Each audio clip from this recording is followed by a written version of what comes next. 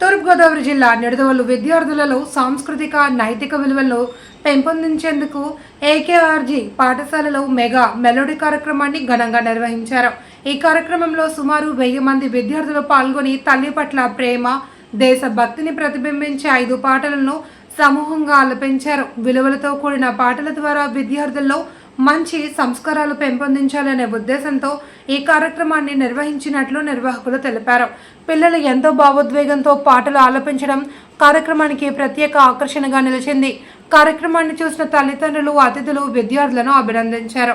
ఇలాంటి కార్యక్రమాలు విద్యార్థుల వ్యక్తిత్వ వికాసానికి ఎంతో దోహదపడతాయి అని పాఠశాల యాజమాన్యం పేర్కొంది.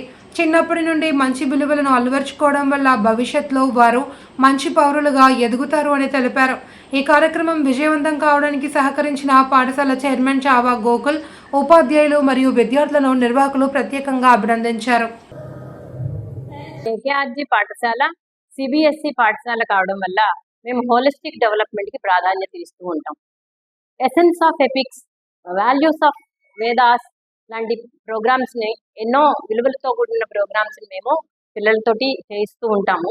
అయితే మదర్స్ డే రోజు మా విద్యార్థులు వచ్చి మదర్స్ డే సెలబ్రేట్ చేసుకుంటాము అని కోరడం జరిగింది.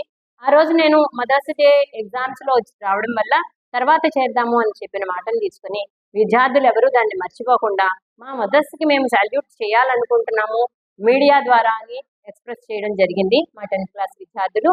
దాంతో విద్యార్థులందరినీ, పాఠశాలలో ఉన్నటువంటి 1000 మంది విద్యార్థుల్ని మేము 5 దేశభక్తి గీతాలు మరియు అమ్మ పట్ల తమ బాధ్యతను తెలియజేస్తూ వివేకానందుని విలువలతో కూడిన పాటని నేర్పించడం జరిగిందండి.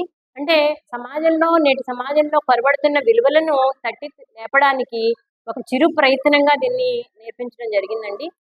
పాటల ద్వారా విలువలను వల్లె వేయగా కొంతైనా అవగతం అవుతుందని, వాటిని వాళ్ళు ఫాలో చేస్తారని నమ్మకంతో ఈ ప్రోగ్రాం చేయడం జరిగిందండి. మాకు ఈ ప్రోగ్రాం చేయడానికి సహకరించిన మా చైర్మన్ చావా గోకుల్ గారికి, నా తోటి ఉపాధ్యాయులకు, ముఖ్యంగా పార్టిసిపేట్ చేసిన మా విద్యార్థులందరికీ, వారి తల్లిదండ్రులకి మా హృదయపూర్వక కృతజ్ఞతలు.